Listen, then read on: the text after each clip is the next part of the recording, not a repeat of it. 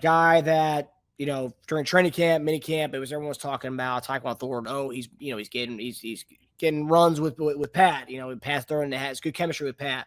And it's like, okay, we hear these stories every year. Like, oh, okay, well, we'll see what happens. Training camp comes, continues. The same story continues. Tyquan Thornton, same story continues, and then preseason comes.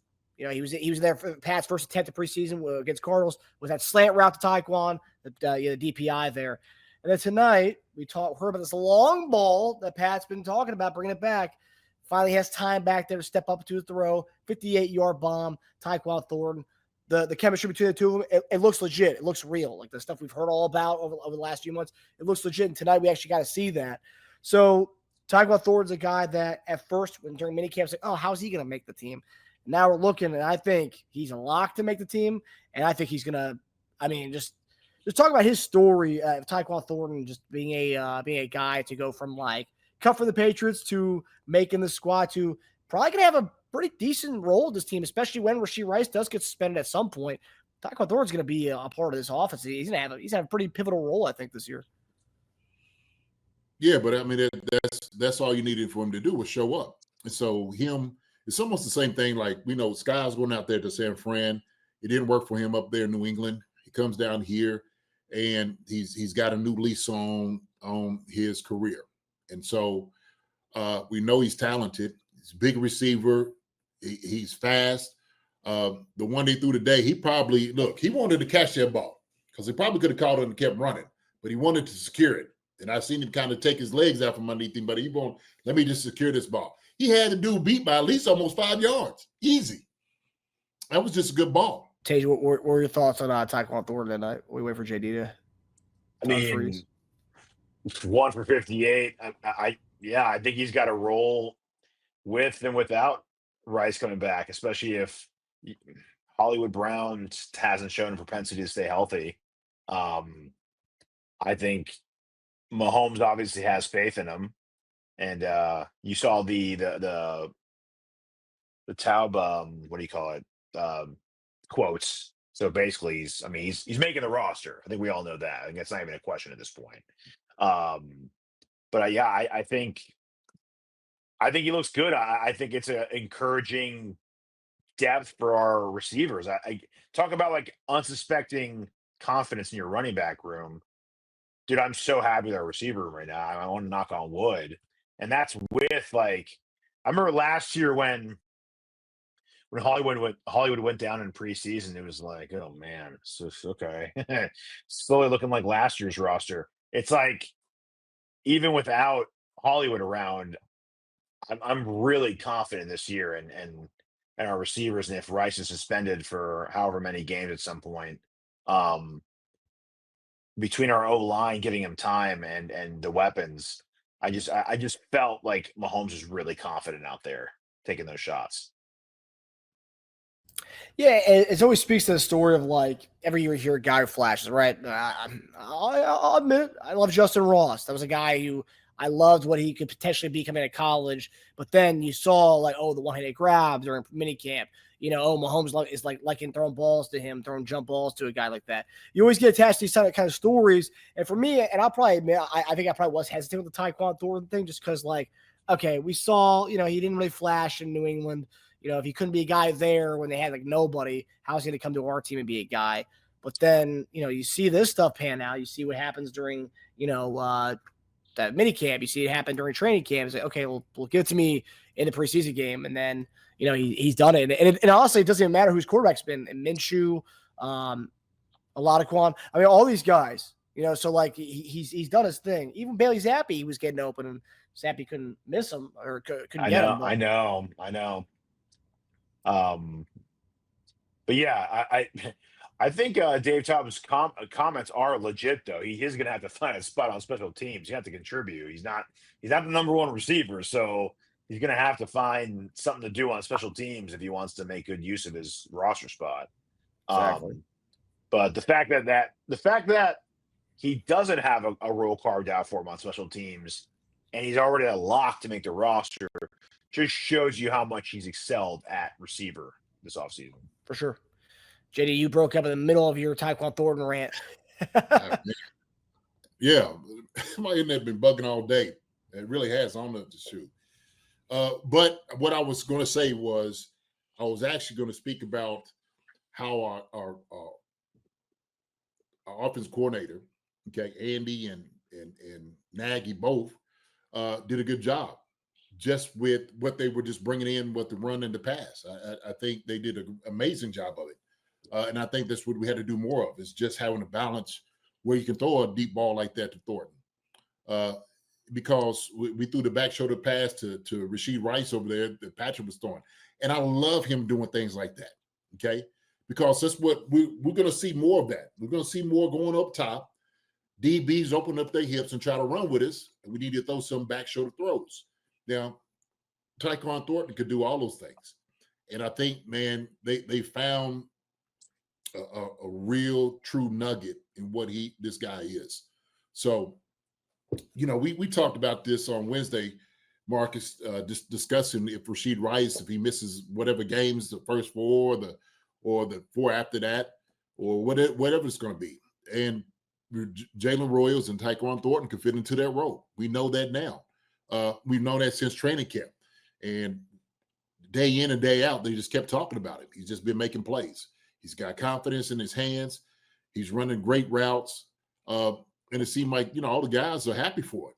So, you know, he's absolutely a joy to see, you know, him come here and pick up where it may not happen for him up there in New England, you know, really.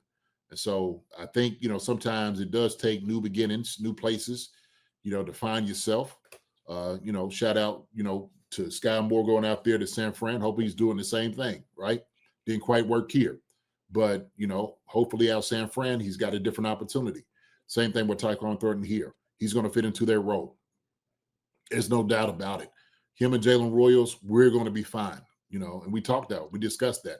We got weapons all over the place. And I said, you know, we moved up and down the entire field with ease. We truly did, you know, and like I said, man, we could have put up 40 plus on this team. Easy. We had 7 touchdowns in us. And so it didn't even seem like this was the Bears defense. It was almost like it was what Seattle did to us last week. And the guys just say they was out there making plays. It's like they would just wait and get back in the huddle. They had a lot of poise, and they just look good. They just look good. So that's all I wanted to say. That's it. You also have to remember too, like Thornton wasn't our second round pick, but he was someone's second round pick the same year as Sky Moore when he went 4 picks before Sky Moore. Like, if Sky Moore was showing this kind of promise in training camp and he was our pick, we realized, you know, we firsthand gave up the asset for him. We made that pick, right? I think we would be over the moon right now about Sky Moore. Right? He'd be a major hype train. But when you pick up a guy who was someone else's investment, it just changes the way you look at him a little bit, because he wasn't our investment, right? Like, we didn't pay the money for something.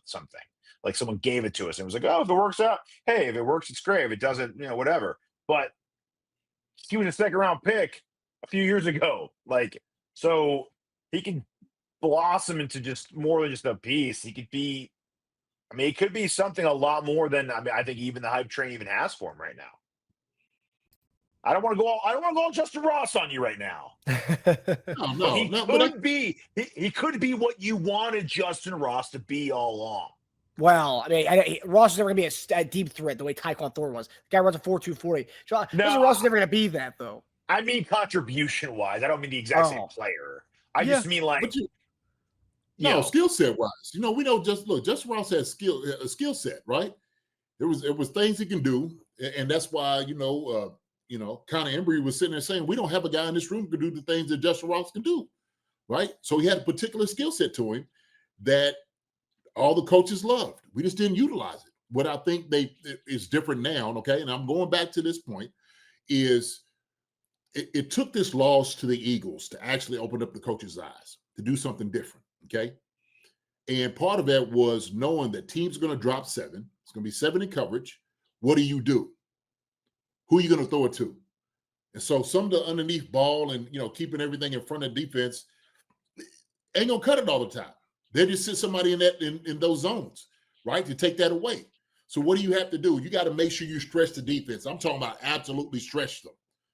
And so that means you got to have somebody that's going to run past the DB. Okay? You have to do that. And if you can't get past him, back shoulder throw.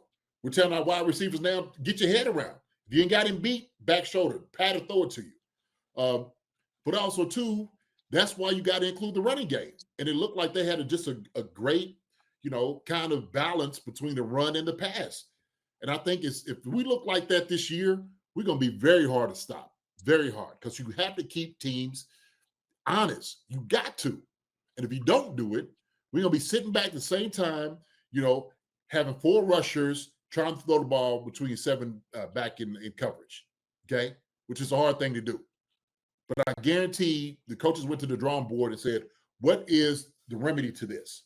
How do we get past that, okay?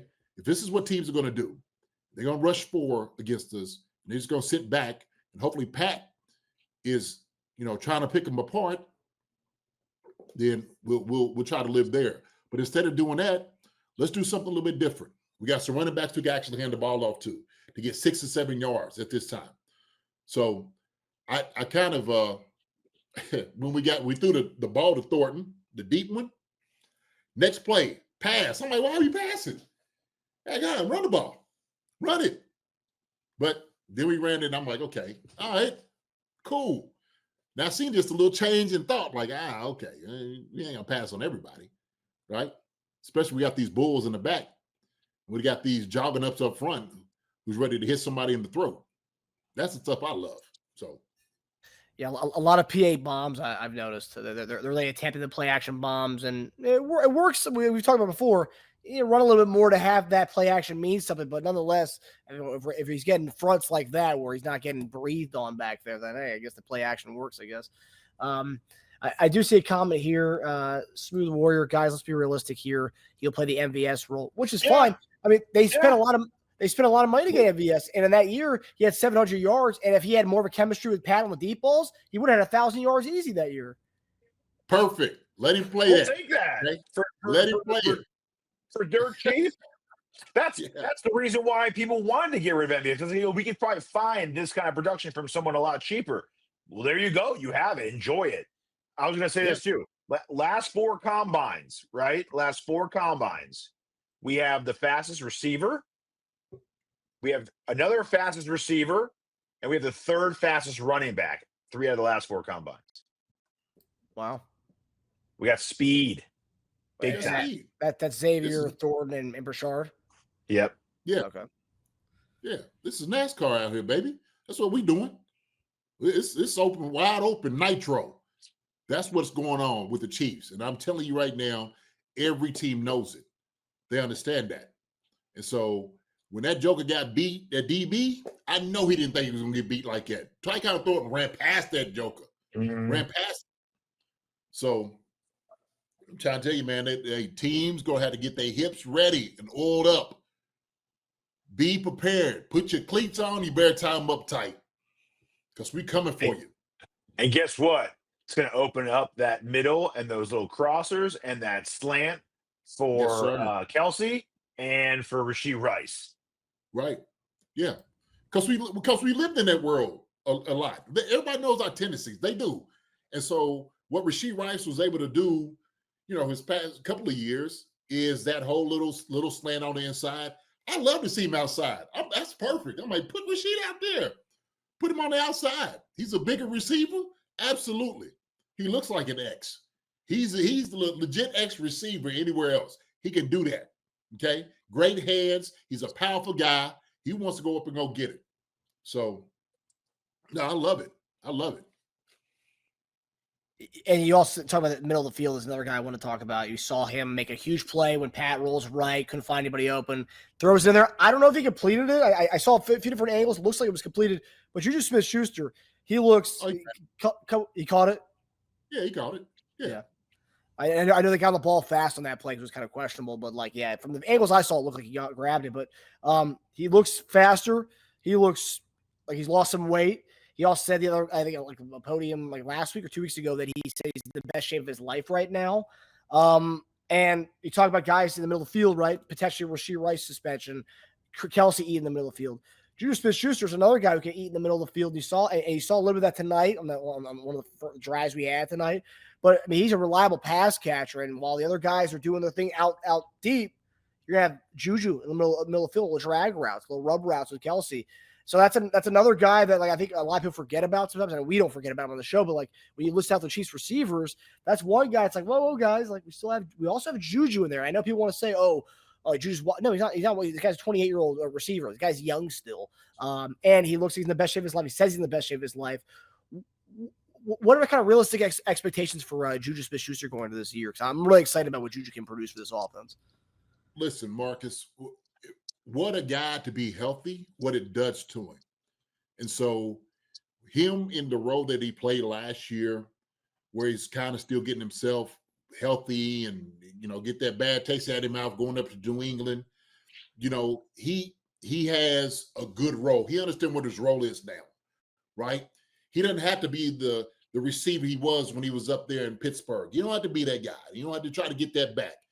So he understands he's in a veteran role. He's helping these young guys out. He's helping in their maturity process. And he's sitting there saying, well, shoot, I know I'm good where I'm at. So if they need a call on me, I'll be there. JuJu's going to do all the dirty work, okay?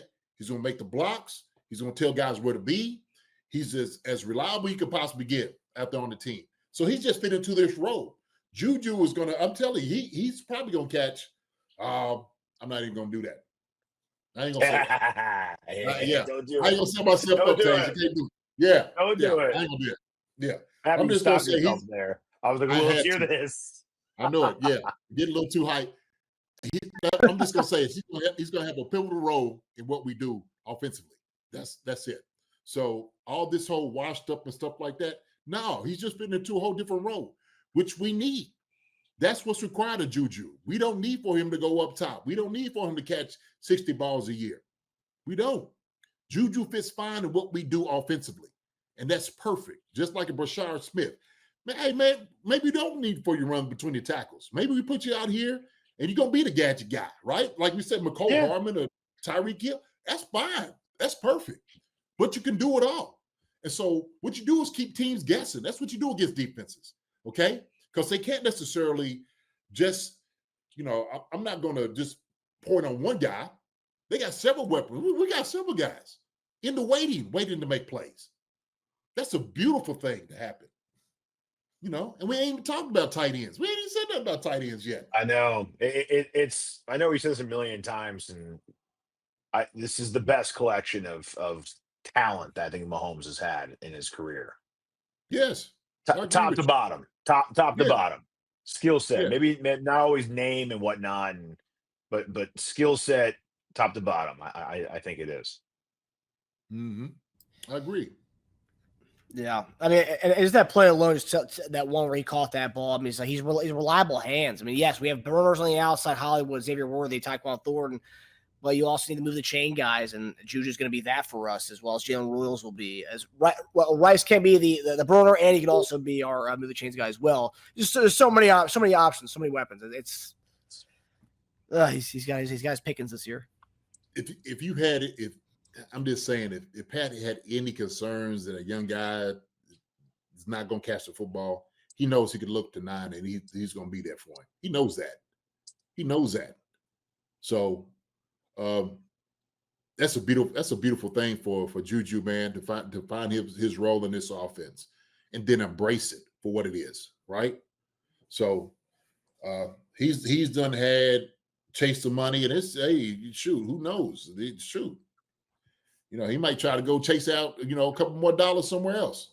He's still young enough to get another contract. Yeah, he's still young. 100%. 35 years old. Heck, JuJu seemed like he done been in there for 20 years. But, Yeah. And another thing about, because you mentioned Brashard Smith there, and I want to go back for a second, but JuJu during his press conference like last week, he also said they asked him which young receiver stood out to you. And he said, well, one guy who stood out to me, not necessarily a receiver, but it's Brashard Smith. That guy's a talented kid. And he kind of raved about how talented Brashard Smith was. And they asked him about receiver. He says he's not necessarily in our room, although he does do some stuff with us. is Brashard Smith, and we saw him last week in line up at receiver and get a little jet pooch pass from Minshew. So I mean, yeah, it's just top to bottom, man, from running back to tight end to receiver, so many weapons, man. So it's gonna be a fun year to watch this team, really. Yeah. So we talked about receivers, right? So Worthy, Rice, Hollywood, Thornton, Royals, JuJu. That's 6 guys right now. So, and I know everyone's saying we're going to keep 6, 7. So the 7th one, and tonight you really saw like the bottom of the receiver room, like these guys fight for it. You saw the Nico Remigio and Jason Brownlee. Both those guys really laid. If this was their tape to put on for other teams, if they don't make the team in Kansas City, which I think one will, but both those guys play their asses off to say, hey, like, look, I did my thing tonight, and like I left it all out on the field. So if I don't make the team, I don't make the team, but I'll go elsewhere and make a team. And I thought tonight it really showed you that Nico and Brownlee are both guys like, man, I might be on the cusp. I need to do extra stuff. And I thought both those guys really played well tonight. What do you think as far as if we do keep 7? And I think we probably will keep 7 just because of the Rashee Rice thing lingering there. So to have one more guy on the roster, is my opinion at least. Who do you think would make it between the Nico and Brownlee for that for the 7th wide receiver spot? If you guys do think they keep 7,